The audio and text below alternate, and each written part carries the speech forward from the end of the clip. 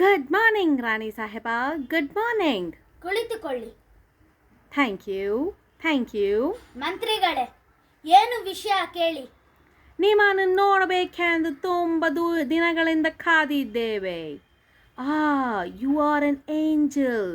ಅಧಿಕ ಪ್ರಸಂಗ. Excuse me.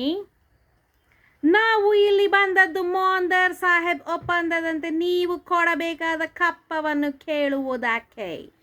ಏನು? ನಾವು ನಿಮಗೆ ಕಪ್ಪ ಕೊಡಬೇಕೆ? ಕಬ್ಬು ತಿನ್ನಲು ಬಿಟ್ಟ ತಪ್ಪಿಗೆ ಕೂಲಿಯನ್ನು ಬೇರೆ ಕೊಡಬೇಕೆ? ಏಕೆ? ಮೋಡ ಮಳೆ ಸುರಿಸುತ್ತದೆ, ಭೂಮಿ ಬೆಳೆ ಬೆಳೆಸುತ್ತದೆ, ನಿಮಗೇಕೆ ಕೊಡಬೇಕು ಕಪ್ಪ?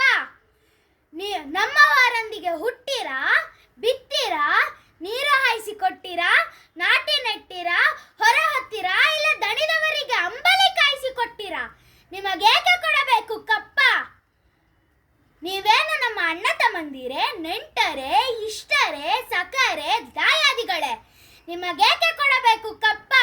ರಾಣಿ ಸಾಹೇಬ, ದಣಿದು ಸಾಯಬೇಡ, ಕುಳಿತುಕೋ.